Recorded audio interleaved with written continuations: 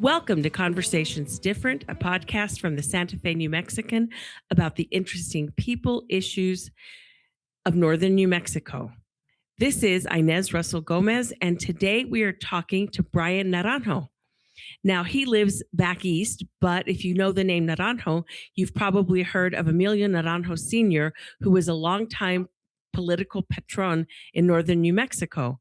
And Brian is his grandson and took his knowledge of the world and of New Mexico and has been a diplomat all over the globe.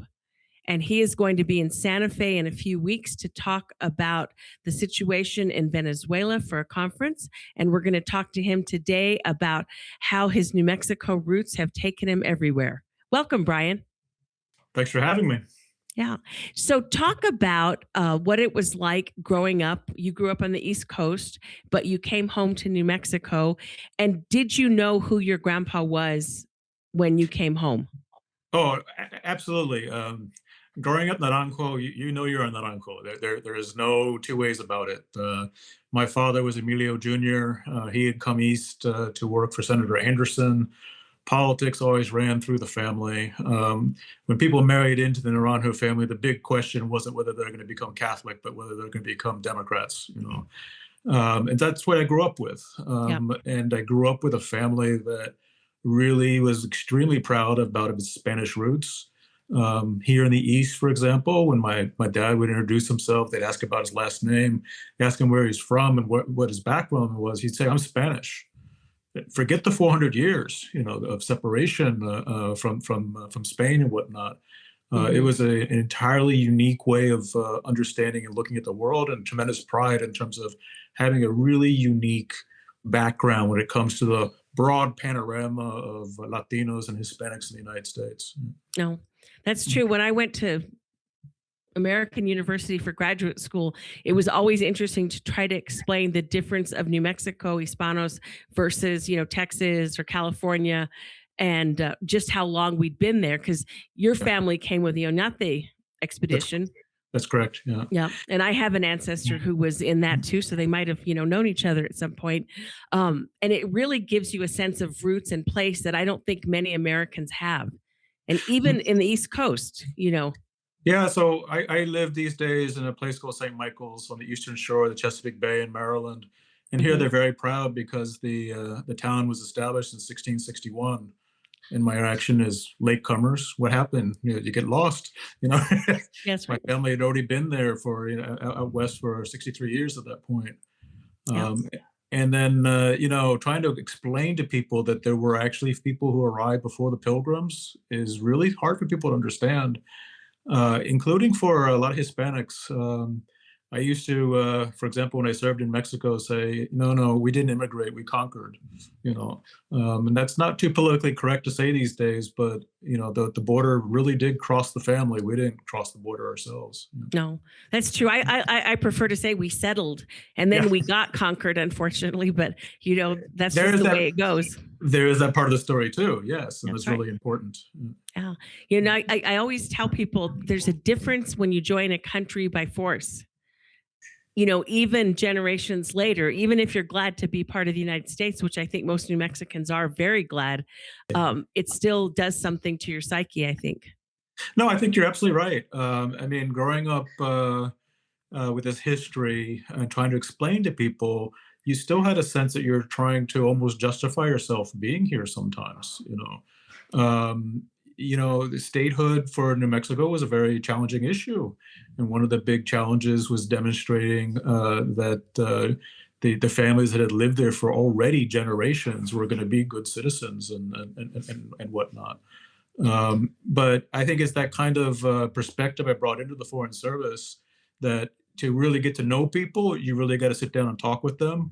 That's something my grandfather always practiced as a politician, that my father always encouraged me. Yep. And later on, when I was training junior officers in the Foreign Service, I used to tell them, diplomacy is a contact sport. You got to sit down, you have to put yourself into contact with people, you have to talk, and figure out who they are and where they're from. And the stories aren't always simple or easy, but they're worth learning. No, and you have to listen. And that's one thing I know your grandpa was really good at. I met him a couple of times as a reporter, but my Okay. mom was from Las Vegas and she was very active in politics. So she knew him just like she knew Tiny and all the different bosses. And he really, I don't think people understand the control that a patron had in the 60s. And it's probably not a good thing, but it was there, you know. Yeah, for me, it's just what it was. I mean, I didn't know better.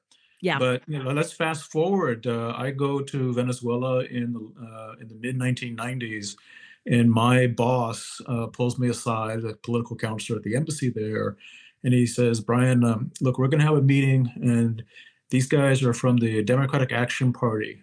But I want you to understand, it's not really a party. It's a machine. These Hmm. guys, their slogan is discipline and order, and they refer to the Secretary General of this party as a patron." And I said, "Don't worry, I got this. I I can deal with this." I mean, yeah, they're Democrats, but they're also an awful lot about discipline and getting stuff done and being very clear-eyed about how to use political power to do so. That's right. And there was a sense of loyalty. Um, and that's how you got things done because it was I scratch your back, you scratch my back, and Yeah, that worked. And that's right. it changed when so many people came who weren't part of the system. And then I don't think the system could function anymore. Yeah, and let's face it. I mean, my grandfather was one of the last of the patrons. They used Yep. to have one up in Taos County and other places and whatnot. That's not the way politics is done anymore. But I do think that one of the basic lessons were, my grandfather took care of Rio Riba County, and he knew what Rio Riba needed and whatnot, and he knew where everyone lived and how people were getting along with one another. I Yeah. think that's really, really something we've lost in politics these days. It's not just about what you can do on social media and a nice bumper sticker you can put together with the message and whatnot. You got to meet people where they are and really understand what they need. Yeah. Yeah. I think that's what Zoran Mandani taught people in New York is he went before he even ran, he talked to hundreds of people about what they wanted. Yeah. Hey, I remember once early on in Bill Richardson's career, he wanted to run for that northern district in New Mexico, and he came Yeah. out there from the east. He had chosen intentionally a district that was largely Hispanic. Yep. His mother was Mexican. He was born in Mexico. His father was a banker from California, and he forgot to make the rounds of kissing the rings of the different party bosses and whatnot, and he got himself a spanking there early on. Yeah. It was the closest race in the country, which is why Manuel Lujan moved to Albuquerque and got out of the district. But There you Bill, go. Richardson still lost for sure. Yeah. Yeah. Yeah. But Yeah. no, that's a tough lesson to learn. But there are places in the world where those human relations really mean an awful lot. No, they totally do. Yeah. I think Richardson actually was conceived in Mexico, but his dad made his mom take a train to, I think, Pasadena in California. So he'd be born in the United States. And that where there'd be no question about his citizenship. I mean, talk about thinking ahead. Yeah, doesn't surprise me. Happens Yeah. a lot, and even more so today, unfortunately. I'm the only non-Venezuelan in my family here right now. My personal family here, and we really watch very closely what's going on when it comes to immigration matters and things like that. My wife's an American citizen as well, and but her parents live with us, and we're always being very careful to make sure that they're on the right side of the law. You really do have to think through that kind of stuff. Yeah. Yeah. Especially today, because they want people to go back.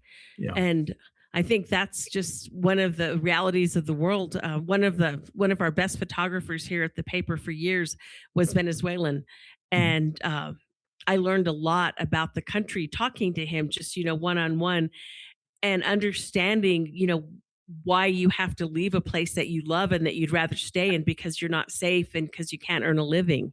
Yeah.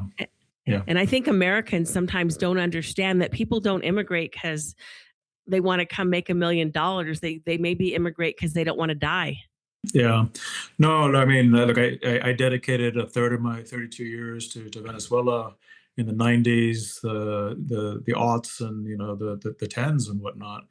When I was there in the 90s, nobody ever would have imagined that this country that had a history of receiving immigrants like the United States, receiving people from Spain and Portugal, Lebanon, all over the world and whatnot. First country in the world to receive Jewish refugees from World War II. Nobody ever believed that this would be a country that'd be sending millions of people out. And that's because, of the collapse there.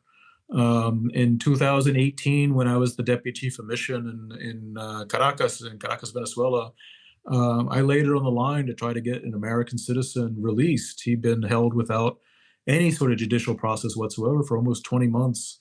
And myself and my boss, we protested after there was a riot in a prison down there.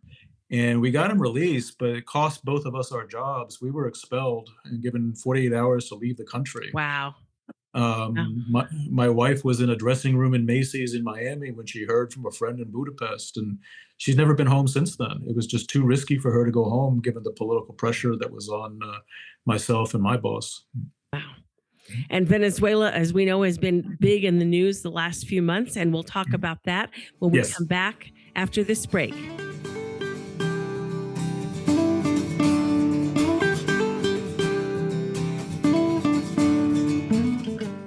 We make renewable doable. We're positive energy solar for a cleaner, brighter future for all. Positive energy's the right call. Feel good about your energy bill. Help save the planet too. Your trusted solar company, working hard for you. Generate positive energy. Positive energy solar.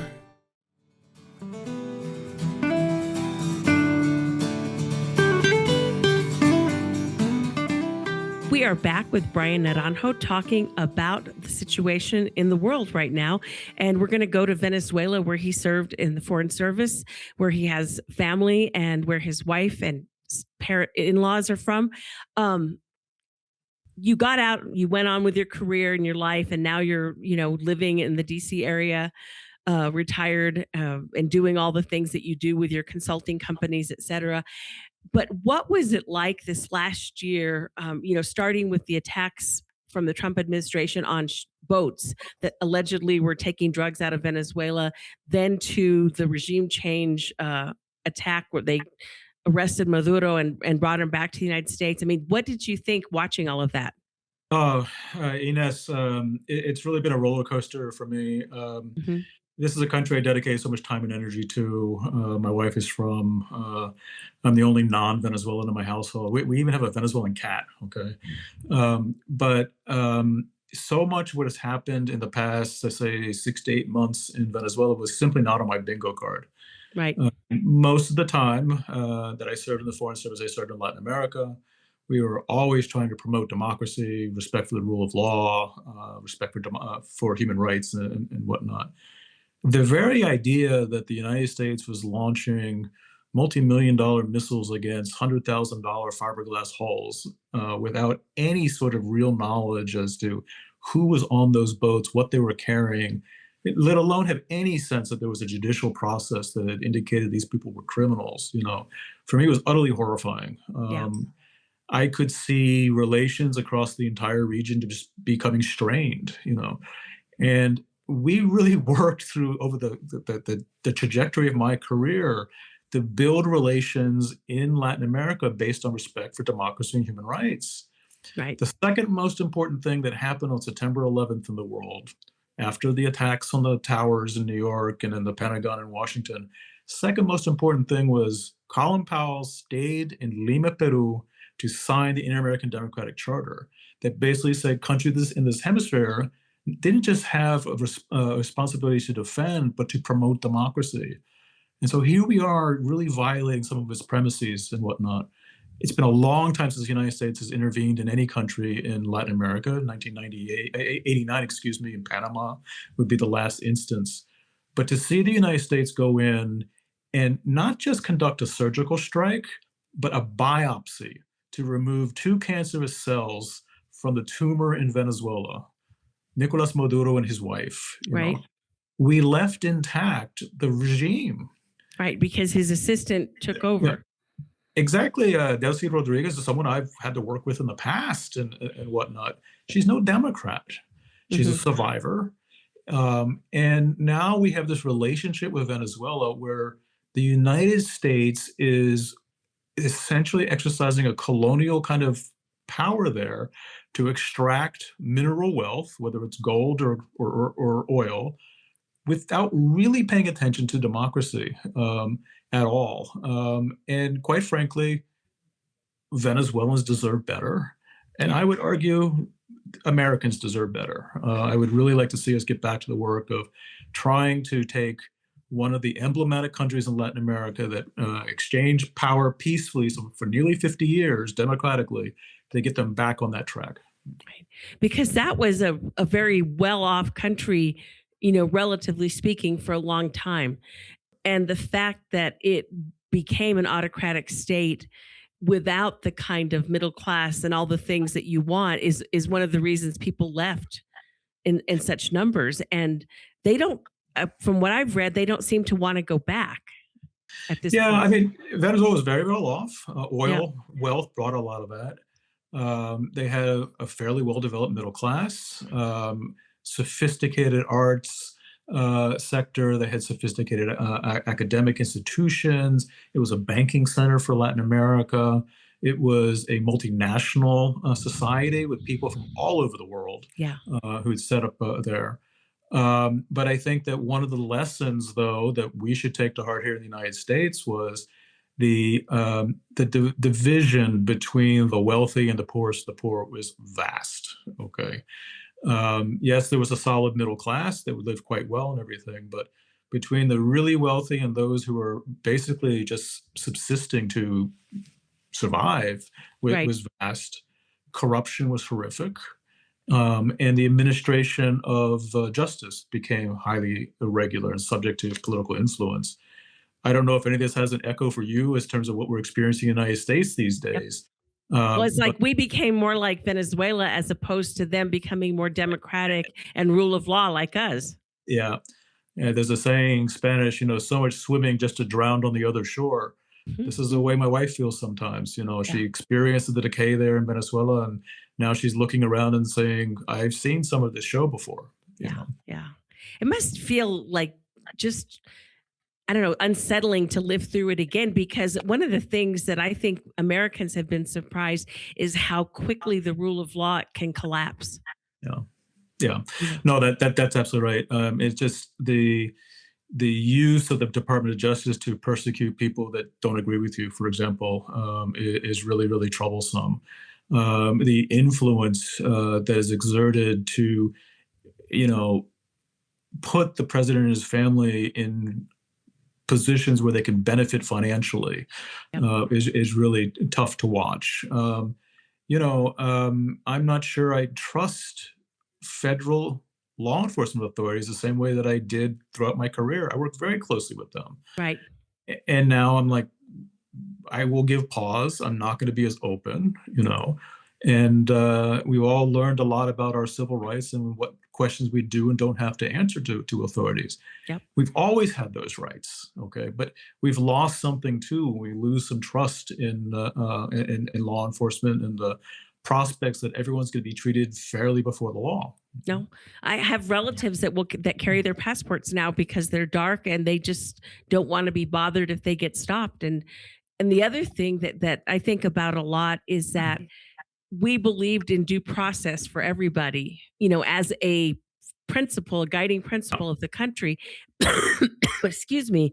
But if the immigrant doesn't have due process, illegal or legal, however they got here, green card or not, then you don't have due process. I don't have due process. No, I think you're right on that.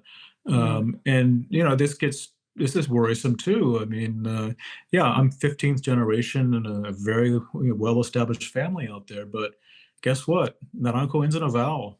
People know it as a basic color. Why do I need to answer questions about, when my family came here and how they've been here and whatnot? That's disturbing. And it worries me a lot. And after having spent so many years overseas, I've decided to run for office here in the county in which I live here in Maryland. Good for Uh, you. I figure, the national politics are so tough these days. You have a responsibility at the local level. You have to deliver services. You Yep. can't BS people. You got to keep the schools open, the roads paved, the police department, fire department functioning, et cetera. And if we can't build some sense of comedy at the county level, then we got real problems in this country. Yeah. No, I really think that that's one of the areas that Democrats have failed in cities across the country is they Yeah. have not run government well. And I don't think Republicans necessarily do a great job either. But if you want to trust the system, you have to have your streets paved well and your trash picked up. Yep, I think that's right. That's absolutely Yeah. right. That's huge. All right, we'll be back in a moment with more Conversations Different.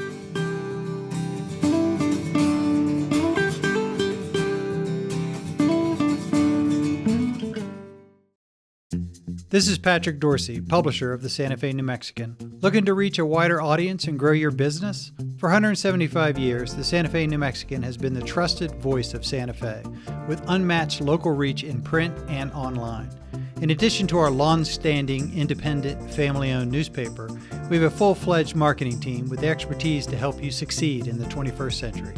From traditional print to precision-targeted digital advertising, we have the tools to connect you with your ideal customers. Partner with us and see the results for yourself. Advertise with the Santa Fe New Mexican and unlock your business's full potential. Visit us at santafenewmexican.com/advertising or call us at 505-995-3852. Thank you.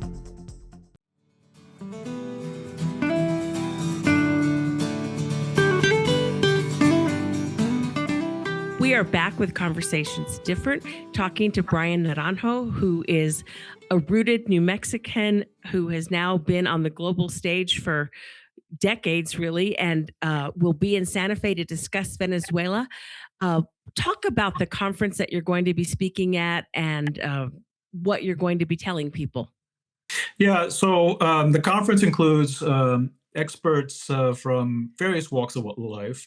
There are going to be academics, there are going to be various New Mexico personalities, as well as former intelligence officers, military officers, foreign service officers, et cetera. And the title of the conference is going to be Democracy in Danger. Okay. And so there's going to be some discussion about how democracies form themselves and function and whatnot. My purpose in this conference is to basically lead a conversation on Venezuela, which had been a model democracy in the hemisphere for decades, that all of a sudden lost its way with Hugo Chavez and his election in December of '98, and how that has pursued a very populist path over the past couple of decades that has really led to economic ruin and increasing authoritarianism in Venezuela. And so I think I'm coming with something of a precautionary tale of what could potentially happen in the United States and what the pitfalls are. One of the things I wonder is how long does it take to recover from something like that? If it does happen. No, that's a really good question. One thing I've noticed with my Venezuelan contacts over the years is, regardless of station in life, economic well-being, social status, whatever, they have a firm commitment to voting and participating. Okay, so I think that's very promising. It gives a base for rebuilding. Okay. At the same time, I have at times been discouraged when things are really tough in Venezuela, that people start taking a very smaller view of their world. Okay. For a Mhm. long time, Venezuela has been what I call a 20-60-20 country. So 20% very, very dedicated to Hugo Chavez and his socialist objectives for Venezuela, 20% democratic opposition, but divided amongst a whole bunch of small parties. And in the middle there, you have the 60% that really just want to take care of their family and their friends. I mean, literally by keeping food on the table and keeping people safe. Right. And what was discouraging when I was there from 2014 to 18 was I could see Venezuelans becoming so frustrated that society was starting to atomize. And many people would start to doubt politics as a way to solve problems, Yeah. And if you lose that, you lose a very basis for democracy, compromise has to be part of the solution in democratic society. Not everyone gets everything they want all the time, That's right. That is going to be a real tough one, I think, going forward. There are elements in Venezuela who want to simply turn the clock back to December 1998. It's not going to happen. 28 years have passed since then. They're going to need to address challenges that have risen since then. They're going to need to address the inequality issues down there. They're going to need to examine new models for running their economy. Oil is coming to an end. Maybe not tomorrow, maybe not in 10 or 20 years, but it's not going to provide well-being, economic well-being in perpetuity, Yeah. But I'm hopeful. I think that provided the proper path forward and support, that Venezuela could turn itself around in relatively short order. Yeah. One of the things that I think about a lot is that in a democratic republic, like we're supposed to be, the idea was I might think X and you might think Y, and you might get your law passed that, in this country, everyone's going to wear black hats. But if I was against wearing a black hat, you wouldn't necessarily make me live by that.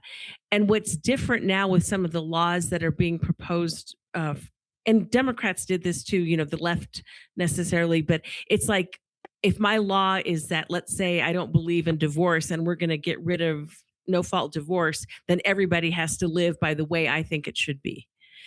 And I don't know how we can legislate people's lives like that. And that's what we're trying to do in so many states. Yeah, we used to call it comedy, that there was going to be a space out there that, quite frankly, you don't try to legislate. This is where culture, this is where leadership, this is where respect for others kind of fills the gap, It's why in the United States we have valued limited government. We've favored divided government, not just between three branches, but between the federal government and states and things like that. Yeah. Because it provides people the space they need to live the way they want to, in pursuit of life, liberty, and the pursuit of happiness. That's really, really important. But the polarization in the United States is very, very disturbing to me. And we need to get back to where there's a basic agreement on things like basic facts, logic and reasoning, and then allowing people to discuss their analysis, their views, their perspectives, so that we can move forward. Yeah. It's kind of like if there's a book you don't like in the library, you don't let your kid read it, but you don't tell me that my kid has to also not read it. Correct. And that's just been such a huge, Santa Fe is really protected from a lot of this stuff, which, they can call us the People's Republic of Santa Fe and laugh at us. But in terms of, being a parent, your kid's getting a regular curriculum at school, they can go to the library, and we're very fortunate, but I don't know how long that's going to last. Yeah. That's right. I think it's really important to do kind of the things I learned growing up, that you got to meet people where they are, have to kind of understand what makes them tick and whatnot. When families have been bumping shoulders and elbows against each other for, over 400 years, you learn a little bit of patience and tolerance. Yeah. We say we're a model for the world because we do get along, whether it's the Indo-Hispano, the New Anglos, and all the different groups that have come in, like the Lebanese at the turn of the century, or the German traders or whatever. We get along. We haven't killed each other yet. And it's not perfect and it's not always pleasant, but we're still here trying to coexist. Yeah. I'll tell you too, across my career, I ran into a surprising number of New Mexicans. Nice. Names like Salazar, names like Ortiz, Rodriguez, Perez, for example. And there was usually a certain calmness about them. There was a certain perspective of the world that we shared. And I'll tell you, when we ran into each other, it was generally genuine kind of comfort to know that there was another one like us.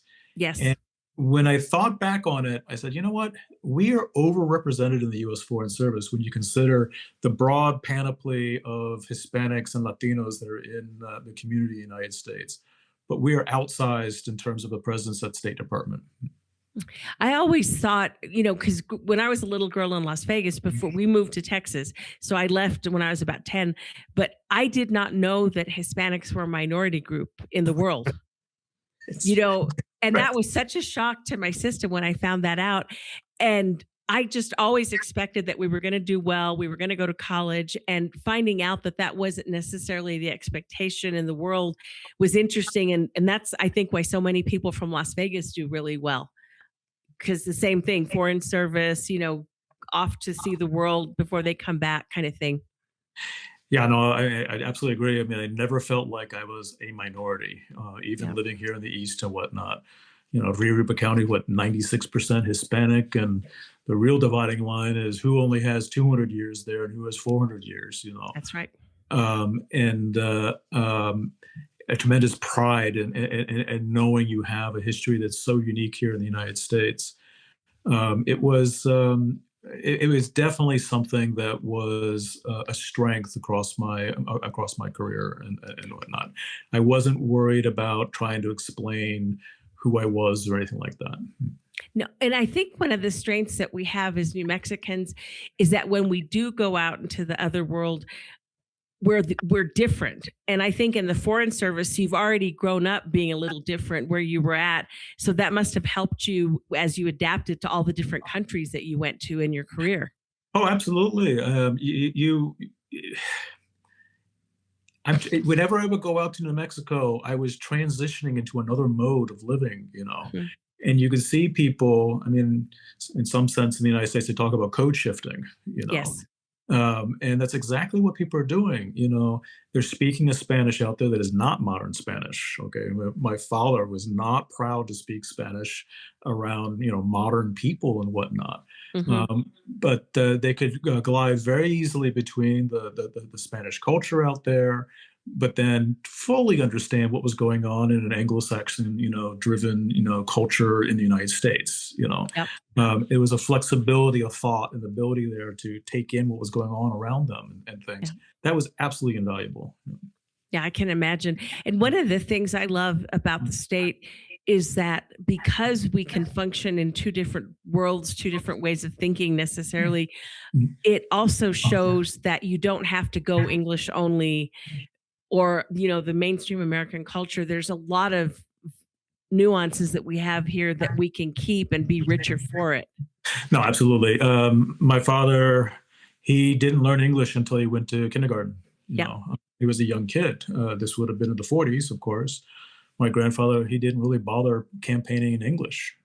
Yeah. Perfectly capable of doing it, but that's not what his community was speaking and whatnot. Me is even stranger. My first language is English, and it was my Irish mother who insisted I learn Spanish at a very young age by going to a bilingual, kindergarten and elementary school and whatnot. So it's strange how these things evolve over the passage of time and whatnot. But when you start digging below the surface in New Mexico, like genealogy is really important in my family. We've got Basque shepherds in the family. There's this English line of a man named Crouch who came from Tennessee and married into the family. There are all kinds of rich roots underneath the surface there that you don't really realize. It looks so homogenous out there. And yet, even there's tremendous, diversity right in front of you. No, Now, because even if you go to the people that came with the different waves of Spanish settlers, there were Ludis and Mestizes and different people like that who were Austrian and other Gurule was French. So we have a lot of threads. Yeah. Yeah. No, it absolutely is. But I was very fortunate over the years to cross paths with many New Mexicans and whatnot. It was really fascinating. Yeah. No, I can imagine. And it's always nice to see one in the wild and have that connection of home. Yeah. Yep. Yeah, that's absolutely right. Yeah, good. Well, I look forward to hearing you talk when you come, and I know people will enjoy your perspective. And thank you so much. And this has been another Conversations Different. We'll be back next week. Thank you for listening to Conversations Different, hosted by me, Inez Russell Gomez, editorial page editor for the Santa Fe New Mexican. Our weekly episodes would not be possible without your support. We hope you enjoy them and keep listening. New episodes drop every Tuesday. Consider signing up for our newsletter so you never miss an episode, and while you're at it, consider subscribing to the Santa Fe New Mexican.